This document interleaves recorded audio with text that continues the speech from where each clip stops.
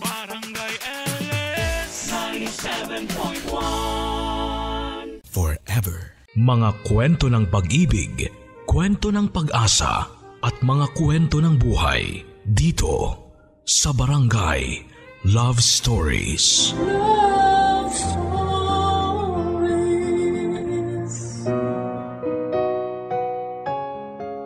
Kung dumating ang araw na mawala ka sa memorya ng taong mahal mo, ipaglalaban mo pa rin ba ang pagmamahal mo kahit na hindi ka na niya nakikilala? O sasabay ka na lang sa agos ng buhay at hahayaang tuluyang ka ng mabura sa buhay at memorya niya? Anong gagawin mo para maalala ka ng taong pinakamamahal mo? Dear Papa Dudut, naniniwala ako na kapag naramdaman mo na ang tinatawag nilang totoong pagmamahal, kahit kailan ay hindi na yon mawawala sa puso mo. Pwedeng dumating ang araw na unti-unting humina ang pandinig natin. Lumabo ang ating paningin, mawala ang panlasa natin, pero ang pagmamahal na minsan nating naramdaman para sa isang espesyal na tao kahit kailan ay hinding-hindi yun kukupas o mawawala. Kahit pa nga tuluyan na nating makalimutan ang lahat ng taong naging parte ng buhay natin. Papa Dudut, ako nga pala si Rod, 61 years old, taga Quezon Province at isang dating magsasaka. Aaminin ko na wala talaga akong hilig makinig ng radyo, lalo na ng mga drama o kahit musika pa. Laking bukid kasi talaga ako at sanay ako na nagbabanat ng buto bago pa sumikat ang araw hanggang sa lumubog ito. Wala akong ibang alam na gawin kundi ang magtanim ng palay at mga gulay noon. Pero dahil hilig ng asawa kong si Julia ang pakikinig sa radyo, lalo na ng programa mong Barangay Love Stories, kaya naman naisipan ko na ibahagi na rin ang kwento naming mag-asawa na sigurado akong kapupulutan ng maraming aral at inspirasyon ng ating mga kabarangay na nakikinig ngayon. Papa Dudut, bata pa lamang ay ulila na ako sa mga magulang. Tanging ang tiyahin ko na lamang na kapatid ng nanay ko ang kumupkop at nagpalaki sa akin. Pero hindi rin magaan ang buhay nilang pamilya dahil meron silang 11 anak ng asawa niya. Kaya naman nang makatapos ako ng grade 6 ay hindi na rin ako nagpumilit pa na tumuloy ng pag-aaral sa high school. Naghanap na lamang ako ng mapagkakakitaan para makatulong sa tiyahin ko. Nagsimula ako sa pagiging tagabantay at tagapaligo ng mga kalabaw sa lugar namin. Naging kargador din ako ng mga sako ng palay at gulay hanggang sa pasukan ko na ang pagsasaka noong nasa tamang edad na ako at kaya na rin ang pangangatawan ko. Papa Dudut, hindi madali ang buhay at trabaho naming mga magsasaka. Sa trabahong ito ko talaga nakasanayan na umalis ng bahay nang wala pang araw at umuwi ng palalim na ang gabi. Noong una ay halos sukuan ko na ang sakit ng katawan na nararamdaman ko sa araw-araw. Pero ang naiisip ko noon ay ano pa ba ang ibang trabaho na makukuha ko, grade 6 nga lang ang natapos ko. Kaya naman minahal at tinanggap ko na ng totoo ang trabaho ko bilang magsasaka. Ang hindi ko alam, eto rin palang trabaho ko ang magiging dahilan para matagpuan ko ang babaeng mamahalin ko sa panghabang buhay.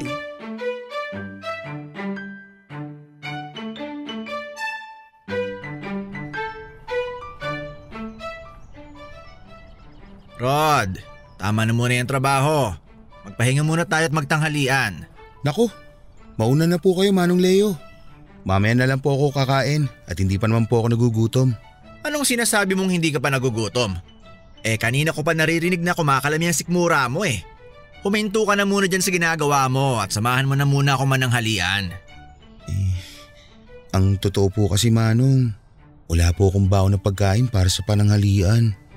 Tubig lang po ang meron ako kaya hindi ko rin po kayo masasabayan na kumain. Yun lang bang problema mo? Nako, sumama ka na sa akin dahil sinabihan kong anak ko na dagdagan ng dadalhin sa akin na pananghalian. Napansin ko na puro tubig lang talagang binabaon mo eh. Kung hindi naman suman o kaya biko para sa pananghalian mo. Nanganak na po kasi yung isang pinsan ko na kasama ko sa tinutuluyan kong bahay. Kaya medyo kailangan po namin na mas magtipid ngayon sa mga gastusin. Kaya nga sumama ka na sa akin at sabay na tayong magtanghalian. Tingnan mo nga yung katawan mo oh. Ang payat-payat mo na lalo. Paano ka ba nakakapagtrabaho nang walang masyadong laman ng tiyan mo? Sanay lang po talaga, Manong Leo. Wala rin naman po akong ibang pagpipilian. Tay, pasensya na po, ngayon lang ako nakarating. Ang tagal po kasi dumating nung nagde-deliver ng isda. Ayos lang anak dahil kakatapos lang namin ni Rod sa ginagawa namin. Dinagdagan mo ba ang dala mong pagkain kagaya ng biling ko sa'yo kanina bago ko umalis ng bahay? Opo tay, nagdala na rin po ako ng saging kasi may mga batang naglalako doon malapit sa atin. Kaya naisipan kong bumili. Mabuti naman. Oo nga pala, eto si Rod. Yung madalas kong kinukwento sa'yo. Rod, eto nga palang anak ko si Julia. Kumusta Julia? Kinagagala kitang makilala. Ganon din ako.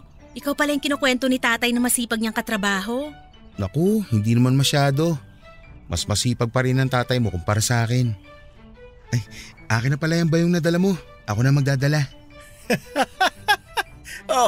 Akala ko ba ayaw mong sumabay sa amin naman ng halian? Medyo nakakaramdam na po pala kasi ako ng gutom, Manong.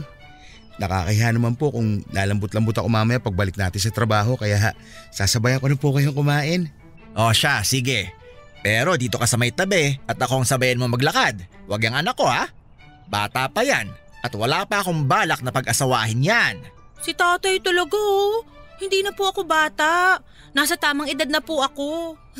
Kahit nasa tamang edad ka na, kung hindi ka naman liligawan ng tama ng lalaking napupusuan mo, hindi pa rin kita papayagan mag-asawa.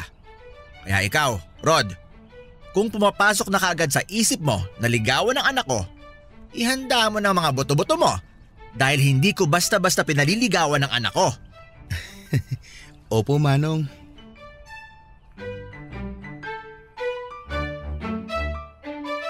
Papadudot nung una ay wala na talaga akong balak na mag-asawa o bumuo ng sarili kong pamilya. Nakita ko kasi sa mga pinsang ko na nag-asawa at nagkaroon ng mga anak kung gaano kahirap ang buhay at kung gaano sila nahihirapan. Pati na ang kanilang mga anak. Kung ako pa nga lang na mag-isa sa buhay ay hirap na. Ano pa yung magdagdag ako ng kasama ko sa buhay? Pero papadudot tila nagbago ang lahat ng mga plano ko nang makilala ko ang anak ni Mang Leo na si Julia. Bago lamang silang mag-ama sa lugar namin at masasabi ko na sobrang bait talaga ni Mang Leo. Noong minsan kasi na magkakwentuhan kami at nalaman niya ang tungkol sa kwento ng buhay ko ay sinabihan niya ako na pwede ko rin daw siyang ituring na parang tatay ko dahil wala naman akong kinagisna na ama. At noong araw na ipinakilala niya sa akin si Julia, kahit alam ko na medyo pabiro ang mga bilin niya tungkol sa pagpapaligaw niya sa anak niya, ramdam ko na istrikto talaga siya pagdating sa bagay na yon. Kaya nga matagal ko ring pinag-iisipan kung dapat ko bang ituloy ang plano kong panliligaw sa kanya. Kaya lang papadudot mula nang makita at makilala ko nga si Julia ay hindi na talaga siya maalis-alis pa sa isipan ko. Palagi din akong may kaba na nararamdaman sa tuwing makikita ko siya na pilit kong hindi pinapahalata. Hanggang sa dumating na nga po ang araw na nag-decide akong umakyat na ng ligaw sa babaeng napupusuan ko, papadudot.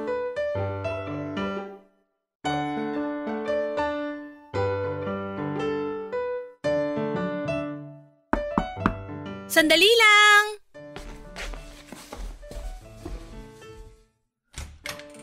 Oh, Rod, ikaw pala yan. Magandang umaga, Julia. Magandang umaga rin naman. Bakit pala napadaan ka?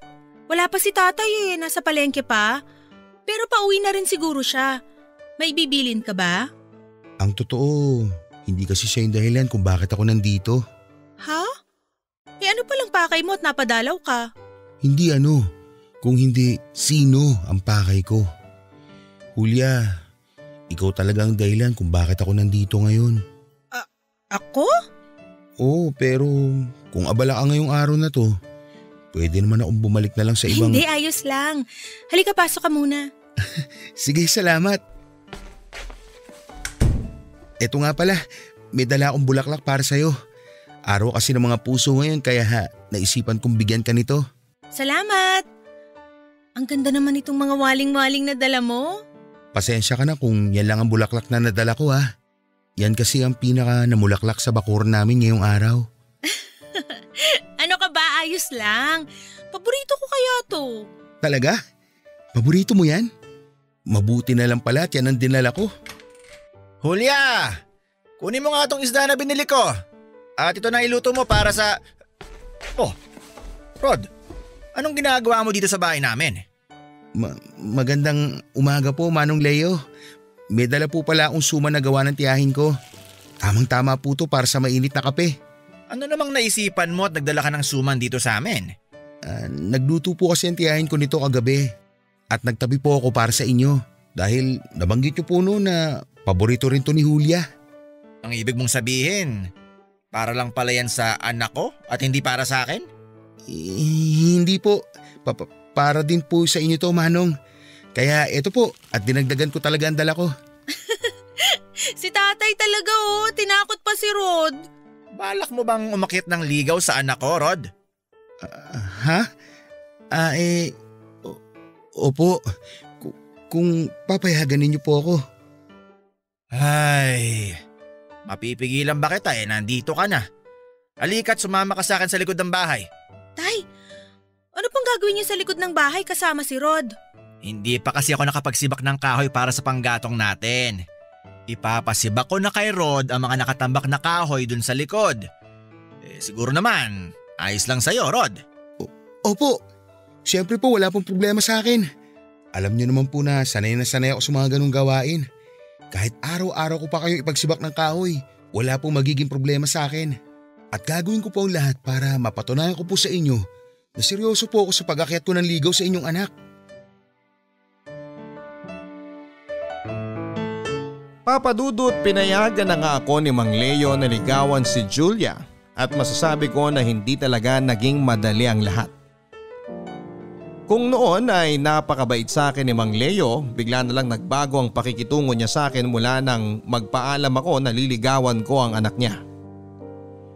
Hindi ko masasabing sumama ang ugali niya pero naging mas seryoso at istrikto siya sa tuwing magkasama kami sa trabaho at sa bahay nila. Marami rin siyang pinagawa sa akin kagaya na lamang ng pagsisibak ng kahoy para gawing panggatong nila sa pagluluto. Pag-iigib ng tubig mula sa poso na may 4 na kilometro ang layo mula sa bahay nila. At dumating din ako sa punto na kinausap ko ang mga pinsang kong lalaki para tulungan akong haranahin si Julia. Marami pa akong ginawa na mahihirap na bagay para lamang maligawan si Julia na hindi ko na iisa-isahin pa. Pero hindi ko yon ginawa dahil gusto yon ni Mang Leo at wala akong pagpipilian. Ginawa ko ang lahat ng yon para mapatunayan sa kanya na seryoso ako sa pagmamahal ko sa anak niya. Papadudot, habang tumatagal na mas nakikilala ko ng lubusan si Julia, ay mas lalo ko siyang minamahal. Marami kasing katangian sa kanya ang talaga namang kamahal-mahal. Matagal na rin pala siyang ulila sa nanay at tanging si Manong Leo na lamang ang kasama niya sa buhay. Kaya naman hindi ko masisisi si Manong kung sobra itong maghigpit sa kanya. Nangako naman ako kay Julia. Nagagawin ko ang lahat para makuha ang tiwala ni Manong Leo na kahit kailan ay hindi ko sisirain. Papadudot, habang tumatagal ay mas lalong nagiging mahigpit sa amin ni Julia si Manong Leo. Sinabihan niya pa ako na ayaw niya raw na magpapaabot ako ng gabi sa bahay nila at wala pang 1 oras kung payagan niya akong dumalaw sa kanila. Halos pinagawa din niya sa akin ang lahat ng mabibigat na gawain sa kanilang bahay. Pero hindi ako sumuko at mas lalo akong naging porsigido sa panliligaw ko sa anak niya. At pagkatapos nga ng 2 taon na panliligaw ko kay Julia, ay hindi na sayang ang lahat ng paghihirap ko. Dahil ibinigay na rin niya sa akin ang pinakaaasam kong oo para sa lahat ng pagsubok na pinagdaanan ko. Papadudot, tumagal ng 3 taon ng relasyon namin ni Julia bilang magkasintahan bago kami nag-decide na magpakasal. Hindi naman na yon tinutulan pa ni Manong Leo dahil pareho na kaming nasa tamang edad ng anak niya. At sa araw ng kasal namin ay binigyan kami ni Manong Leo ng sariling bahay at lupa na pwedeng sakahan bilang regalo niya sa aming dalawa. Papadudot, naging napakasaya ng unang mga taon ng pagsasama namin ni Julia. Doon ko rin siya mas nakilala at mas lalong minahal. Noon ko rin po na-realize na hindi talaga nagkamali ang puso ko sa pagpili ng babaeng mamahalin nito. Sobrang maasikaso, malambing at mapagmahal na asawa kasi ni Julia. Palagi niya pa rin kaming dinadalhan ni Manong Leo ng pananghalian kahit pa ipinagbubuntis na niya ang unang anak namin. Hanggang sa makapanganak na nga siya at nasundan pa ng 3 ang mga anak namin. Papadudot, habang lumalaki ang mga anak namin ay mas lumalaki rin ang mga gastusin sa bahay. Nagsimula na kaming magipit at dahil ako ang padre di pamilya sa bahay ay ayokong masanay kami na palaging humihingi ng tulong sa tatay niya. Kaya naman ginawa ko ang lahat para makapag-abot ng sapat na pera kay Julia para sa bahay. At kung hindi man sapat ang perang inabot ko, si Julia naman ang gumagawa ng paraan para mapagkasya yon. At kahit gaano pa kami nagigipit na mag-asawa, kahit kailan ay hindi niya ako inaway o sinumbatan sa perang inabot ko sa kanya na para sa pamilya namin. Wala akong naririnig na reklamo sa kanya at pilit niyang pinagkakasya ang lahat para sa amin. Kahit malaki o maliit man ang inaabot ko sa kanyang pera, palagi lang siyang malambing sa akin, maasikaso at maalaga, Papadudot. Sinisigurado niya na pagdating sa bahay ay wala na akong ibang gagawin kung hindi ang magpahinga na lamang. Ganon siya kabait, Papadudot. Ganon kabuti ang asawa ko.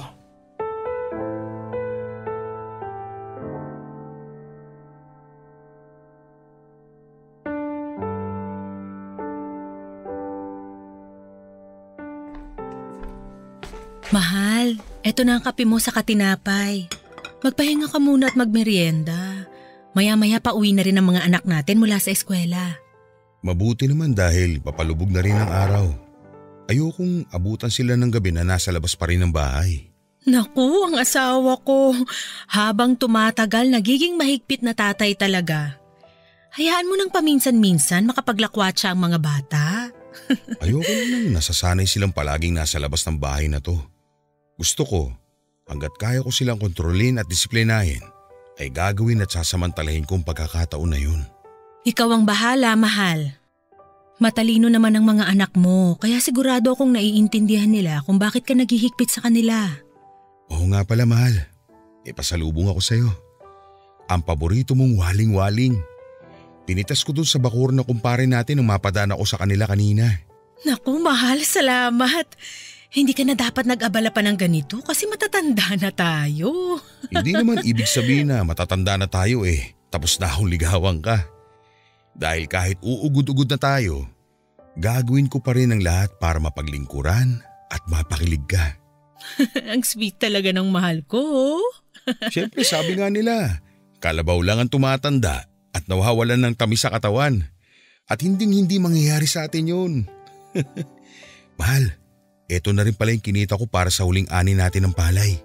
Ayan, tamang-tama dahil kailangan na rin nating bayaran ang matrikula sa eskwelahan nila Wendy para makapag-exam siya. Oo nga pala. Pinaalala mo nga pala sa akin na kailangan mo na mas malaking budget para sa buwan na to. Huwag mo nang isipin yun. Ayos na tong binigay mo sa akin dahil alam ko naman na ginawa mo ang lahat para makapagtrabaho ng maayos. Ako na lang ang gagawa ng paraan para sa kailangan pang bayaran dito sa bahay. Pasensya ka na, mahal ha. Ang baba kasi talaga ng kuha nila sa mga palay natin eh. Halos nababawi lang natin ang nilabas nating pera na para sa puhunan. Madalas nga ay abonado pa tayo dahil sa nangyayari na to. Mahal, huwag ka nang panghinaan ng loob dahil naiintindihan ko naman ang sitwasyon natin ngayon. Kaya ko namang diskartihan ng ibang gastusin dito sa bahay at doblehin ang pagtitipid natin sa ulam. Isa pa, dumaan dito si tatay kanina at nag-iwan ng mga gulay at prutas. Sa mga pagkain pa lang na yun, malaki na ang matitipid natin. Kaya wag mo nang masyadong alalahanin pa ang tungkol sa pera. Ay, salamat talaga, mahal ha. Alam mo ba sa tuwing pinanghihinaan ako, sa'yo lang talaga ako kumukuha ng lakas ng loob. Sino pa ba naman ang magdadamayan dito at magtutulungan kung hindi tayo rin na mag-asawa? Saka alam mo, mahal, napansin ko pala na nangangayayat ka na. Pwede bang bawasan mo ang labis na pagpupuyat, lalo na ang labis na pagtatrabaho? Ito lang naman ang kaya kong gawin para sa pamilya natin, ang magsipag sa trabaho. Pero hindi ibig sabihin nun, pababayaan mo na ang katawan mo. Mahal, huwag mo masyadong isipin ang mga tumataas na bilihin sa palengke o ang mga gastusin dito sa bahay. Ang isipin mo, ang kalusugan mo. Dahil yun ang mas importante sa akin at sa amin ng mga anak mo. Ikaw mismo at hindi ang pera na pinaghirapan mo. Kaya mahal, please lang. Huwag mong pabayaan ang sarili mo para na rin sa amin ng mga anak mo.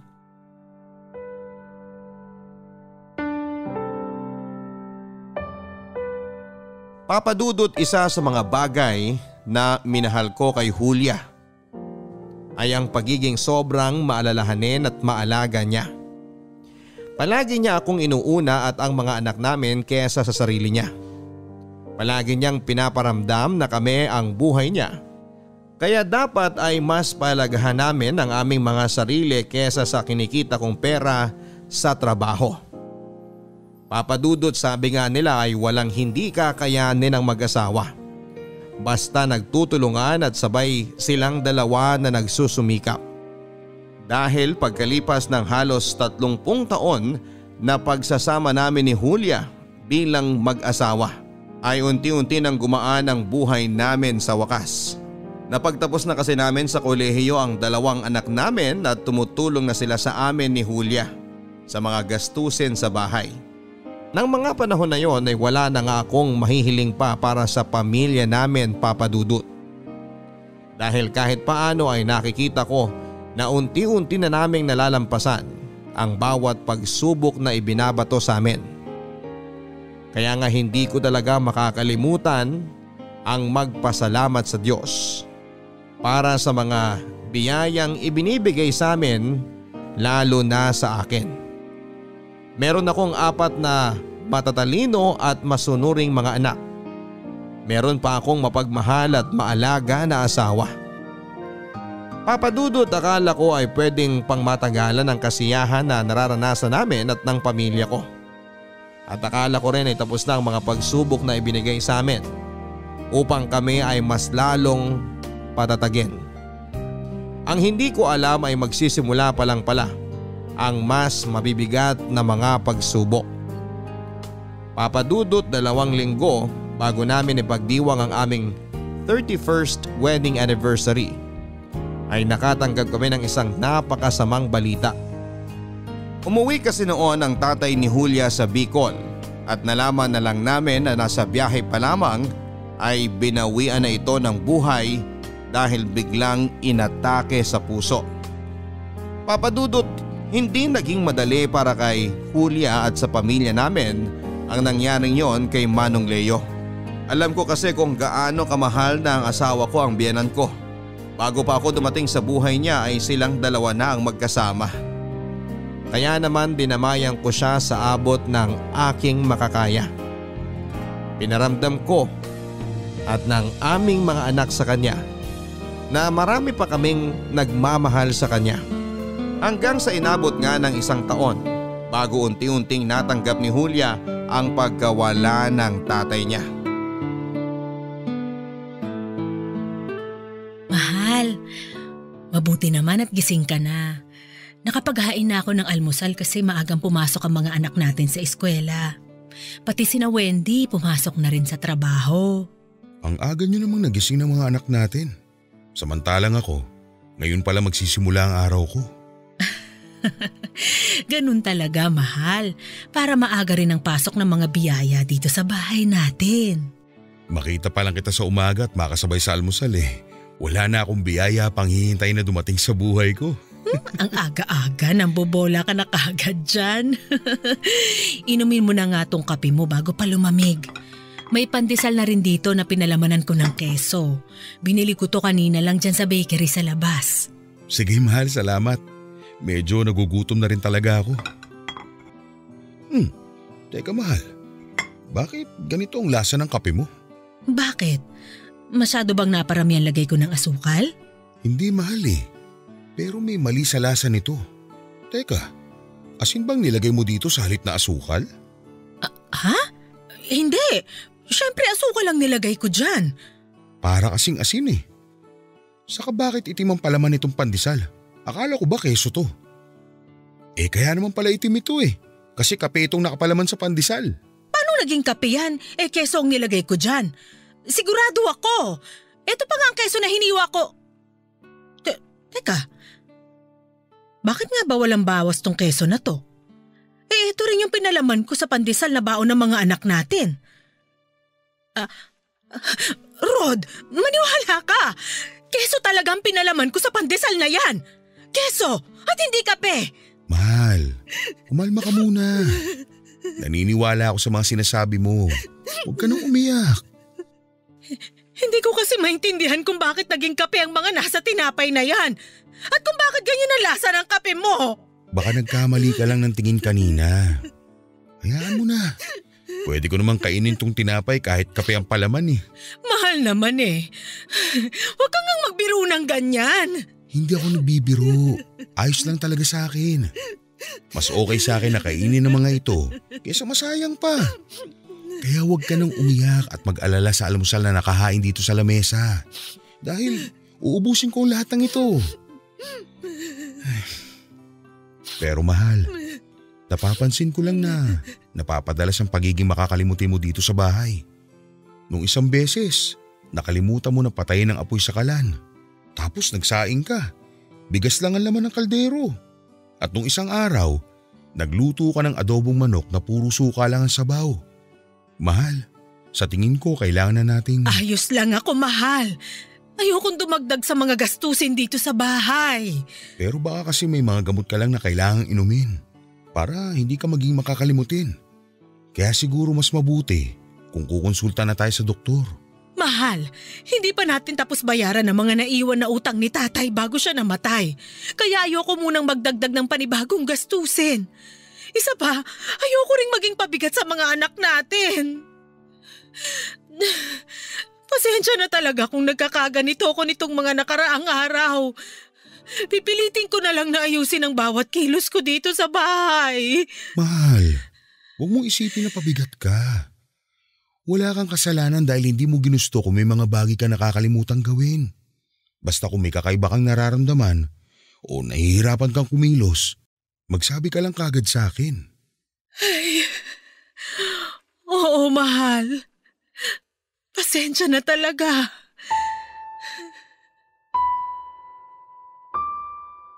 Papadudot kahit na anong pangungumbinsi ang gawin ko o ng mga anak namin ay ayaw niya talagang pumayag na magpa-check up. Nang mailibing kasi si Manong Leo ay nalaman namin na may mga utang pala siyang naiwan sa iba't ibang tao. Medyo malalaking halaga rin yon kaya kinakailangan namin na unti-unti na ring bayaran. Papadudot habang tumatagal ay napapansin ko na mas lalong lumalala ang pagiging makakalimutin ng asawa ko. Ilang beses na siyang nagsasaing ng walang laman na tubig ang kaldero. Ilang isda na rin ang nasusunog sa tuwing siya ang nagluluto. At madalas din ay nakikita ko siya na nakatingin sa malayo na parabang may malalim na iniisip. May mga oras din na maalimpungatan ako sa madaling araw na wala siya sa tabi ko. At makikita ko na lamang siya na nakatayo lang sa may harap ng lababo namin. Nang lapitan ko siya noon ay tinapik sa balikat ay tila nagising siya mula sa pagkakahimbing At ako pa ang tinanong niya kung bakit daw kami parehong nasa kusina. Papadudot, ayoko sanang isipin na may mali na talagang nangyayari sa asawa ko. Lalo na at habang tumatagal ay mas lalong lumalala ang mga kakaibang kinikilos niya. At dahil nga ayaw niya pa rin talaga na magpa-check up sa doktor, gabi-gabi ko na lang na isinasama sa mga panalangin ko na sana ay bumalik na sa dating sigla ang asawa ko. Papadudot, hindi ko alam kung nagkataon lang ba na noong mga sumunod na araw ay nagsimula na muling maging maayos ang kinikilos ng asawa ko. Paminsan-minsan ay may nakakalimutan pa rin siyang gawin pero hindi na umaabot sa punto na nagsasayang siya ng bigas lang ang laman ng kaldero. Kahit paano tuloy ay nababawasan na ang mga pag-aalalang nararamdaman ko para sa asawa ko. Kaya hindi ko na rin siya muli pang pinilit na magpatingin sa doktor, Papadudot. Batid kong meron talagang dinaramdam ang asawa ko pero pilit niyang kinakaya ang lahat at sinasarili niya. Kilala ko din kasi siya bilang isang matapang at independent na babae. Yung tipo na ayaw niyang maging pabigat sa ibang tao kahit pa nga sa amin na pamilya niya. Kaya mas gusto niya na siya ang nagdadala sa amin at nag-aalaga at nag-aasikaso.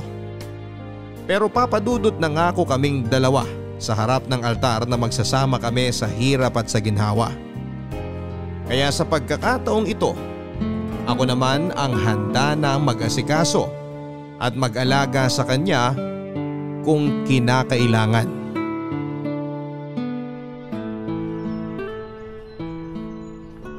Wendy anak, saan ka pupunta? Akala ko ba wala kang pasok sa trabaho ngayon? Wala nga po, Tay. Pero aalis lang po ako sandali para bumili ng shampoo at sabon natin. Isasama ko na rin po ang toothpaste dahil paubos na rin po yung natitira. Ganun ba? Huwag ka na lang masyado magpapagabi sa labas ha. Alam mo naman ang panahon ngayon. Wala nang pwedeng pagkatiwalaan na ibang tao. Opo, Tay. Sandali lang din naman po ako. May gusto rin po ba kayong ipabili sa akin? Wala naman anak. Ang nanay mo nga pala, tapos na ba maglaba? Tapos na po yata. Nakita ko po siya nakatayo sa may harap ng lababo bago ako lumabas ng bahay. O siya sige. Sa kanya na lang ako magpapatulong magbuhat ng mga pinamili ko na to. Umalis ka na at nang hindi ka masyadong gabihin sa lakad mo. Mag-iingat ka ha. Sige po, Tay. Salamat ho.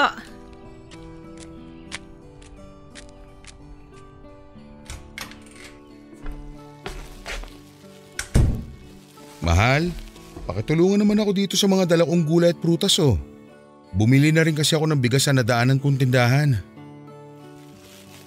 Mahal, nandiyan ka ba sa kusina? Mahal, kanina pa kita tinatawag. Ano ba kasing ginagawa mo dyan sa kusina at… Diyos ko mahal, bakit napakagulo dito sa kusina? Saka bakit nakaupo ka dito sa sahig? Naku, naihi ka na pala dito sa duster mo. Mahal, naririnig mo ba ako? Tumingin ka sa mga mata ko, mahal. Mahal, gumising ka na sa pagkakatulala mo. Tumingin ka sa mga mata ko, mahal. Sino ka? Mahal, sa wakas nagising ka na. Akala ko kung ano nang… Huwag mo akong hawakan! Sino ka ba talaga? Umalis ka sa harap ko, kung hindi, sisigaw talaga ako! Julia, ano ba nangyayari sa'yo? Ako to, si Rod, ang asawa mo. Rod? Wala akong kilalang Rod! Umalis ka dyan dahil hindi kita kilala! Julia, ano ba talaga nangyayari sa'yo? Sino ka ba talaga? Bitiwan mo nga ako! Huwag mo akong yakapin! Bakit ba hindi mo ako makilala? Ako nga to, ang asawa mo. Bitiwan mo ako! Huwag mo akong yakapin! Bitiwan mo ako!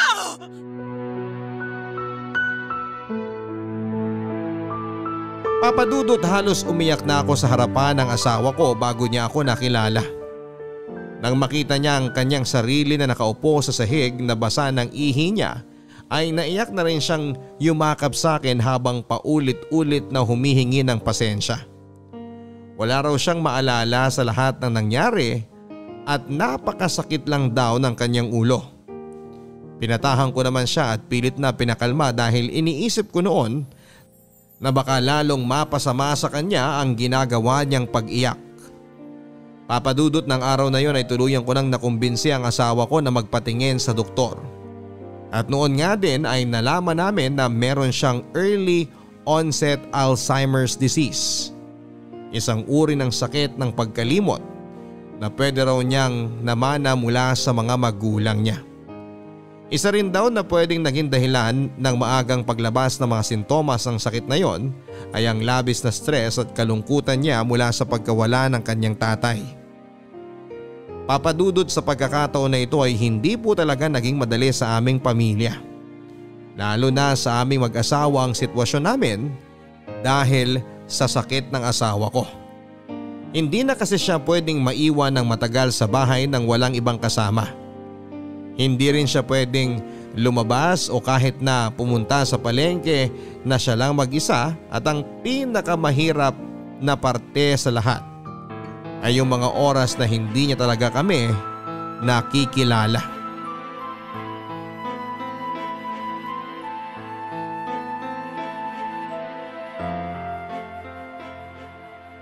Umalis ka dito, magnanakaw ka! Nay, ano bang sinasabi niyo magnanakaw? Ako po ito. Anak niyo ako, si Wendy.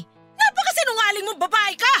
Wala pa akong anak kaya umalis ka dito sa pamamahay namin ng asawa ko bago pa kita ipabarangay! Nay naman eh. Pagod ako galing trabaho, wag naman po kayong ganyan. Aalis ka ba dito o babatuhin kita nitong timbang hawak ko? Nay, tama na po! Tumigil na po kayo sa paghuwala ninyo! Ako nga po ito, si Wendy! Yung panganay ninyong anak! Hindi ka ba talaga aalis na babae ka?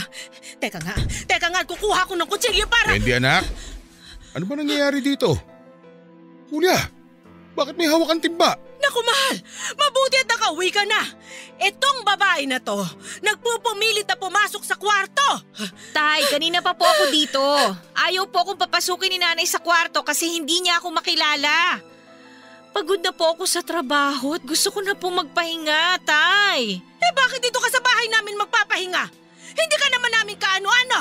Kung gusto mong magpahinga, doon ka sa bahay nyo. Julia mahal, tama na. Wendy, bumili ka muna ng mantika. Magpiprito ko ng isda. Pero Tay… Sige na anak, para pagbalik mo dito, maalala ka na ng nanay mo. Sige na nga po. Kakainis naman oh. Bakit ba tinatawag mo na anak ang babaeng yon? At bakit ba paulit-ulit niya akong tinatawag na nanay? Dahil anak natin siya, mahal. Ha? Paano nangyari yon? Kakakasal lang natin noong isang buwan. 31 years na tayong kasal, mahal. May mga anak na rin tayo. At ang babae na kanina mo pa pinapaalis ay ang panganay nating si Wendy. Pero paano ngang nangyari yon? Bakit hindi ko sila…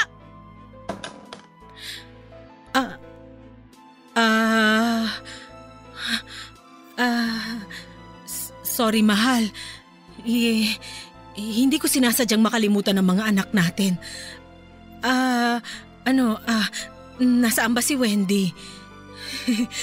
Hihingi ako ng tawad sa kanya. Inutusan ko muna sandali sa labas. Babalik din siya kaagad. Sorry talaga, mahal. Tahan na, mahal. Hindi mo kailangan mag-sorry sa akin o sa amin ng mga anak mo. Ang mahalaga ngayon, naaalala mo na ulit kami. Halika, aalalayan kitang makaupo para makainom ka na ng gamot mo. Mahal, salamat ha.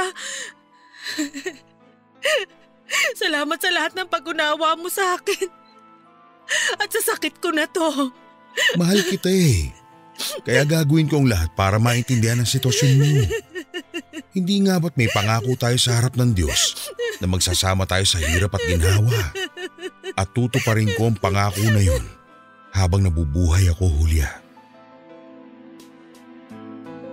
Papadudod sa tuwing susumpungin ng sakit ng asawa ko, ay ako ang palagi niyang pinakaunang naaalala at nakikilala.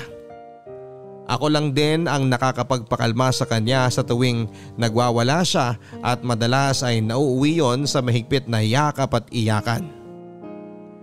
Papadudot, aaminin ko na nahihirapan po talaga ako sa nangyayari sa asawa ko. Mabuti sana kung ako lang ang naapektuhan. Pero pati na rin ang mga anak ko.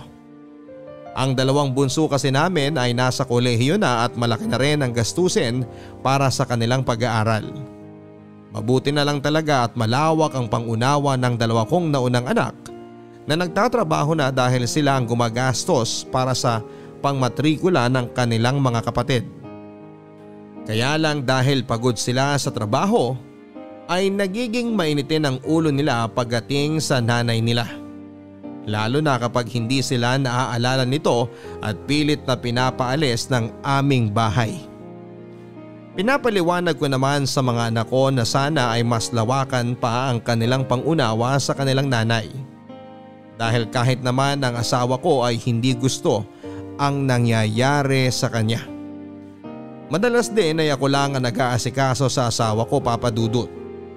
Kapag naiihi siya sa aming higaan, kapag nadumi siya sa kanyang salwal at kapag halos wala na talaga siyang nakikilala sa amin na pamilya niya, Papa Dudut. Nakakapagod talaga ang sitwasyon ko bilang asawa niya. Pero nangako ako sa sarili ko na hindi ko susukuan ang asawa ko kahit na ano pa ang mangyari. At tutuparin ko ang pangako na binitawan namin sa isa't isa noong araw na ikinasal kaming dalawa. Papa Dudut, lumipas ang 1 taon na nakasanay na namin ang sakit ng asawa ko. Alam ko na ang mga dapat kong gawin para pakalmahin siya sa tuwing nagwawala siya. Hanggang sa makilala niya na kami ng mga anak niya. Nakapag-adjust na rin kaming lahat sa bahay kung paano alagaan ang asawa ko. Lalo na ngayon na hindi siya madalas na sinusumpong ng sakit niyang pagkalimot.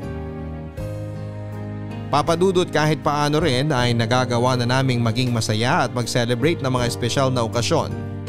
Kaya akala ko ay pwede na kaming muling bumalik sa dati naming masayang pamilya. Pero hindi pa rin pala, Papa Dudut. Dahil kung kailan naman naging muling magaan ang sitwasyon para sa aming pamilya ay muli ring susubukin ang aming katatagan. Papa Dudut, na stroke po ang asawa ko na kaagad naming isinugod sa ospital.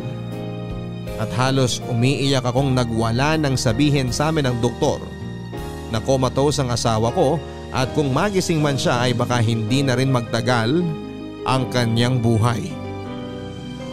Papa Dudut, sa ikalawang pagkakataon ay hindi ko sinukuan ang asawa ko. Sinabi ko sa mga doktor na maghihintay ako na muling magising ang asawa ko at alam ko na malalampasan pa niya ang taning na ibinigay sa kanya ng doktor. Mula nga noon ay hindi na ako umalis pa ng ospital at araw-araw din akong pumupunta ng chapel para makiusap sa Diyos. Nadugtungan pa ang buhay ng asawa ko. Dahil, Papa Dudut, sa totoo lang ay hindi ko pa alam kung handa na ba akong mawala sa akin ng asawa ko. Kung handa na ba akong iwanan niya ako. Sa loob ng mahigit na 30 taon ay siya ang naging buhay ko. Si Julia ang nagbigay ng dahilan para sa akin na magkaroon ng mga pangarap at masayang buhay. At ngayon pa lamang ay hindi ko nakakayanin kung mawawala ang nag-iisang dahilan na yon mula sa buhay ko.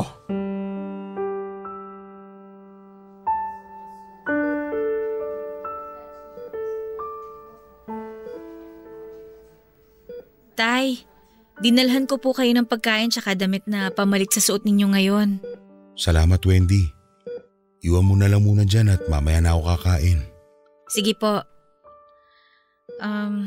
Nakausap ko po pala yung doktor kanina. Ang sabi niya, stable na raw po si nanay at pwede na siya magising anumang oras. Sinabi niya rin yan sa akin kagabi, anak. Kaya nga, kahit papano ay gumagaan na ang loob ko ngayon. Pero tay, alam niyo na rin po siguro na sa oras na magising si nanay, pwede pong… Anak, magtatagal pa ang buhay ng nanay mo. At naniniwala ako na matagal pa rin natin siya makakasama. Ay, sige na. Iwan mo na lang muna kami dito ng nanay mo. Sige po, tay. Bibili lang po ako ng kape sa kantin.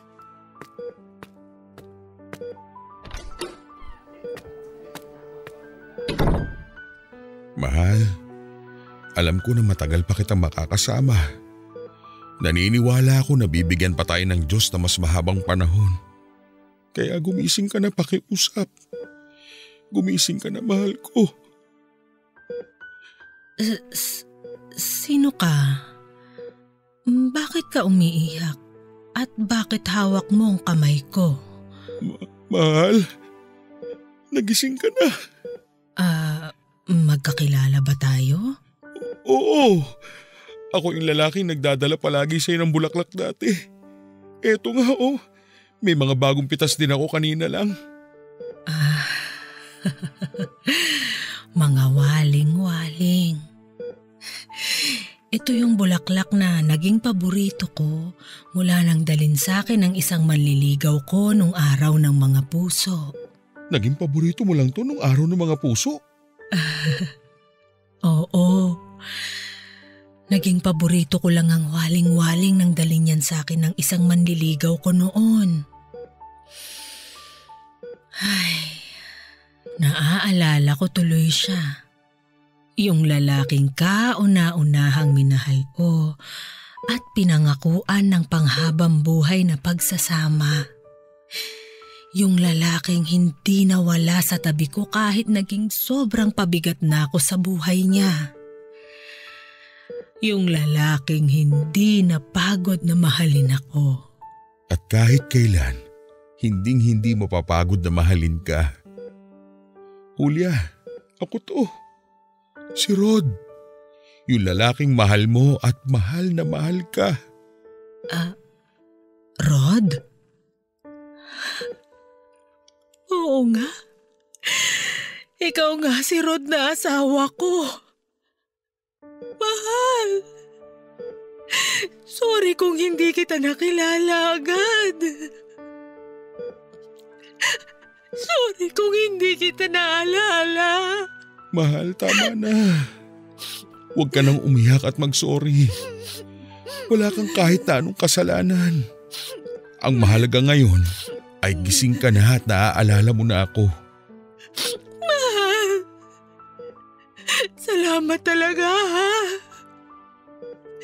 Salamat sa lahat ng pag-aalaga at pagmamahal mo sa akin. Salamat sa lahat ng ginawa mo para sa akin. Wala kang dapat na ipagpasalamat. Ginagawa ko ang lahat ng ito dahil mahal kita. Mahal, kung sakali man na muling mawala ang alaala ko at sa mga oras na hindi na kita nakikilala, tandaan mo sana na mawala man ang lahat ng tao sa memorya ko. Hinding-hindi naman mawawala ang pagmamahal na nararamdaman ko para sa'yo. Ang pagmamahal ko para sa'yo, ang palagi kong susi para maalala ko kayong lahat. Lalong-lalo ka na, mahal. At ito rin ang tandaan mo, mahal. Kahit kailan, hindi ako mapapagod na iparamdam sa'yo kung gaano ko kaswerte dahil ikaw ang asawa ko. Palagi kong ipaparamdam sa'yo kung gaano kita kamahal mula nung unang araw na nagkakilala tayo hanggang sa habang buhay na magkakasama tayong dalawa. Mahal na mahal kita, Julia.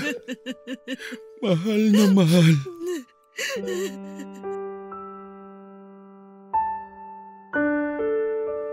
Papa Dudut, 3 araw lang pagkatapos ng naging pag-uusap namin ay kinuha na rin po siya sa amin ng poong may kapal.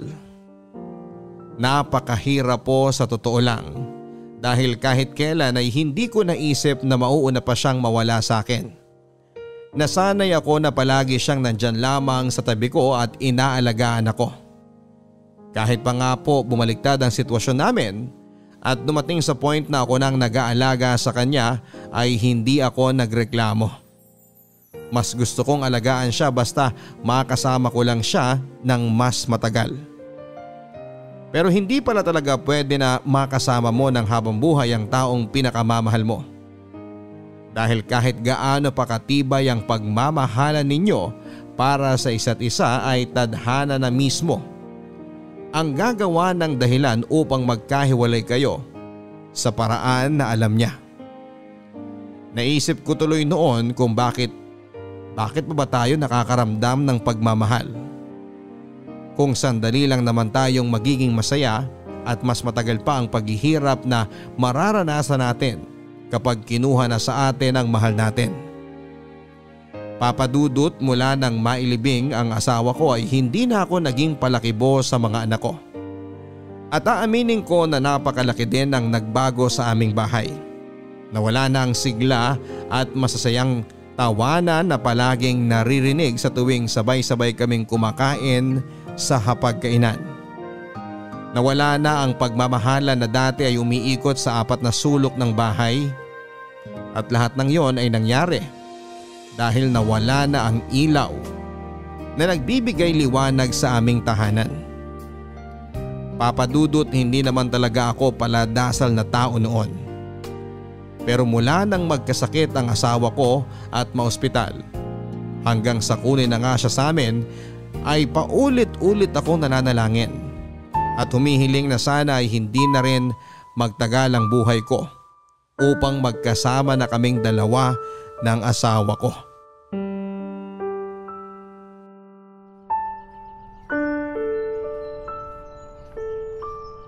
Mahal, kamusta ka na dyan? May dala nga pala akong paborito mong bulaklak na waling-waling. Mga bagong pitas yan mula sa bakuran ng kumpare natin. Mahal, miss na kita. Habang tumatagal na hindi kita nakakasama, pakiramdam ko lalo ako nanghihina. Mahal, baka pwede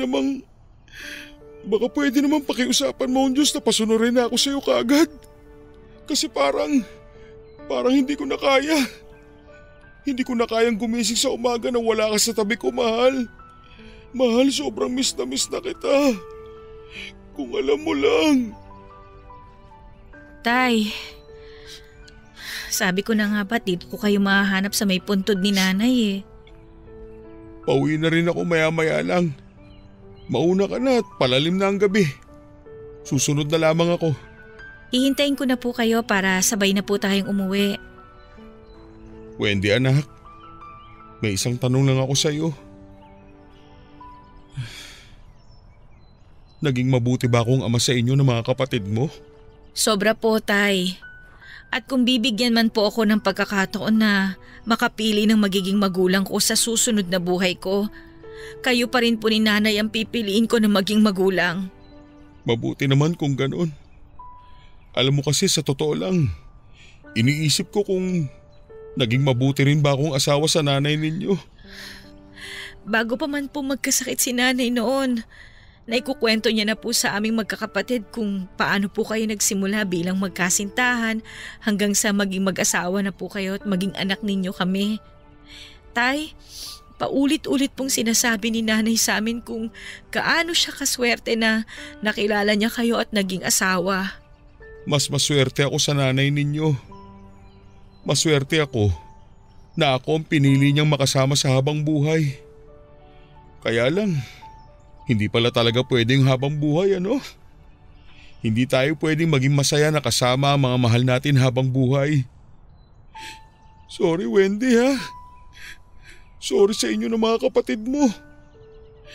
Ang totoo kasi, ang hirap lang talagang tanggapin ang lahat na nangyayari sa atin. Ang hirap tanggapin na gigising ako sa umaga na hindi ko nakatabi ang nanay ninyo. Na kahit kailan ay hindi ko na siya magagawa pang yakapin. Tay, alam niyo po ba na sa huling mga araw na nakasama natin si nanay, sa tuwing magigising po siya noon ay wala siyang ibang bukang bibig kung hindi kayo? Kahit po nung nasa bahay pa po si nanay, madalas wala siyang ibang naaalala kung hindi kayo lang. Mahal na mahal niya po kayo, tay. Ganun din naman ako sa kanya. Pero wala na nga siya, Wendy. Kinuha na sa atin ang nanay mo at hanggang ngayon hindi ko yun matanggap. Alam ko naman po na napakahirap talagang tanggapin ang bagay na yon. Pero hindi lang naman po kayong nawalan, tay. Pati rin po kaming mga anak ninyo. Hindi naman kasi madali ang lahat, anak. Napakahirap para sa akin ang pagkawala ng nanay ninyo. Siguro nga po, hindi namin talaga maiintindihan ang sakit na pinagdadaanan ninyo ngayon dahil kayo po ang mas matagal na nakasama ni nanay. Pero tay, hindi rin naman po niya gugustuhin na makita kayo nagkakaganyan. Dahil kahit tanungin niyo po ang mga kapatid ko, ilang ulit po niyang ibinilin sa amin na huwag naming hahayaan na makulong kayo sa lungkot dahil sa pagkawala niya. Ay, pero tay, hindi po namin alam kung paano gagawin yun kung kayo mismo hindi ninyo tinutulungan ang sarili ninyo. Patawad, anak. Hindi ko lang kasi alam kung paano talaga mag-uumpisa ulit. Mahal na mahal ko kasi ang nanay ninyo. Siya ang naging buhay ko sa napakaraming taon na lumipas. Hayaan niyo po na sana matulungan namin kayo sa pag-move on niyo, tay. Sabay-sabay natin na pag-aralan tsaka tanggapin na kahit kailan hindi na talaga babalik si nanay sa atin. Pero hindi naman po ibig sabihin na natanggap na natin na wala na siya. Kalilimutan na po natin siya. Oo, Wendy. Tama ka. Susubukan ko na talagang tanggapin ang lahat. Pero hindi ko kakalimutan ang nanay ninyo. Kagaya nga ng sabi niya sa atin, mawala man siya sa bahay at buhay natin, kahit kailan naman ay hindi mawawala ang pagmamahal niya para sa atin.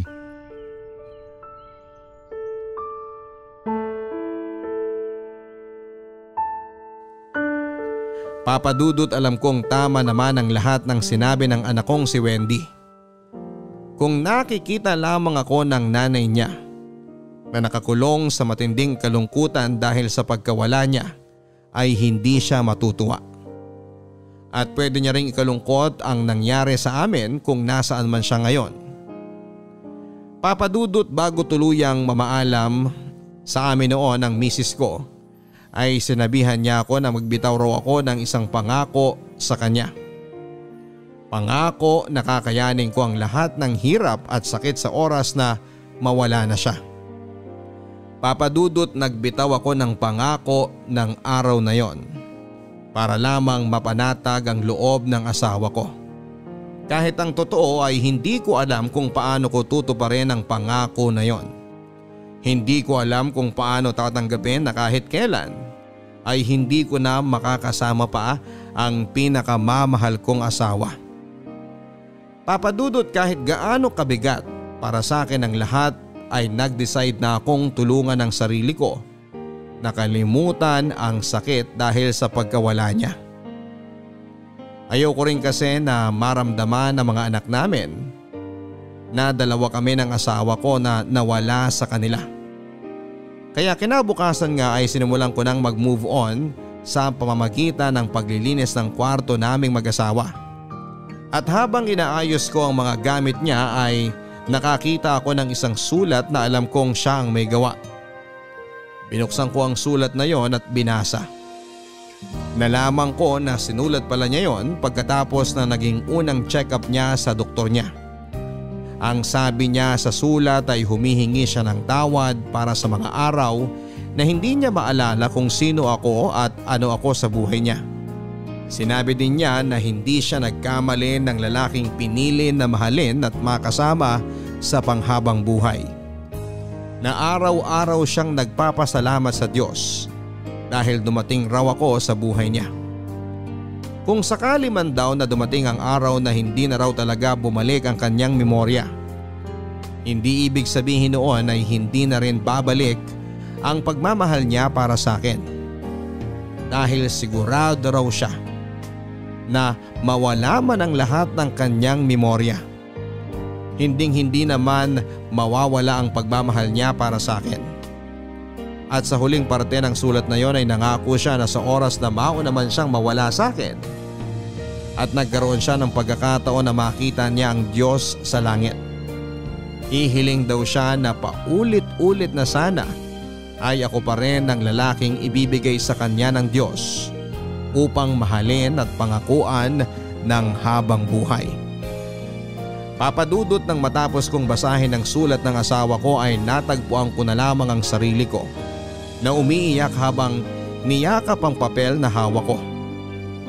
Muli kong naramdaman ang bigat at sakit dahil sa pagkawala niya. Pero nangako ako ng araw na yon na gagawin ko ang lahat para kahit paano ay hindi na malungkot ang asawa ko sa tuwing makikita niya ako mula sa langit. Na ipapakita ko sa kanya na kinaya kong magpatuloy sa buhay at tuparin ang pangako sa kanya bago siya mawala. Papadudot, may 2 taon na rin po ang nakakalipas mula nang mawala ang misis ko. At aaminin ko na hanggang sa ngayon ay nahihirapan pa rin ako sa tuwing gigising ako sa umaga at mapagtatanto ko na hindi ko nakatabi ang asawa ko. May mga umaga rin at gabi na umiiyak ako dahil miss na miss ko na siya. Nahihirapan pa rin ako hanggang sa ngayon pero pilit kong kinakaya ang lahat. Dahil alam ko na darating ang araw na muli kaming magkikita ng babaeng una at huling mamahalin ng puso ko. Muli kaming bibigyan ng Diyos ng pagkakataon na magkasama at maging masaya hindi lang sa mundong ito, kung hindi pati na rin sa kabilang buhay. Papadudot, sobra-sobra akong nagpapasalamat para sa pagkakataon na ibinigay ninyo upang maibahagi po ang aking kwento sa inyong mga tagapakinig sa Barangay Love Stories.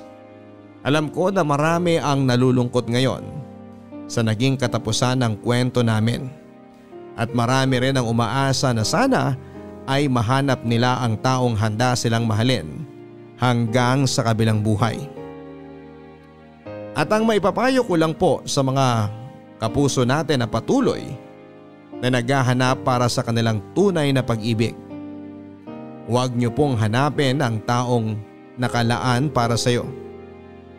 Dahil ako kahit kailan ay hindi ko hinanap ang asawa ko. Kusang gumawa ng paraan ng tadhana upang magkakilala at magkalapit kaming dalawa para magmahalan. Kaya naniniwala ako na bawat isa sa atin dito sa mundo ay may nilaan ng Diyos na isang tao na darating sa buhay natin para gawing makulay at masaya ang malungkot nating mundo. Maghintay lamang tayo ng tamang oras at sana kapag dumating na yon ay huwag nating sayangin ang bawat minuto na pwede nating makasama ang taong mahal natin. Dahil hindi man totoo ang panghabang buhay na pagsasama. Totoo naman ang panghabang buhay na pagmamahalan. Hanggang dito na lamang ang inyong kabarangay at kapuso, Rod. Mga kwento ng pag-ibig, kwento ng pag-asa at mga kwento ng buhay dito sa Barangay Love Stories. Love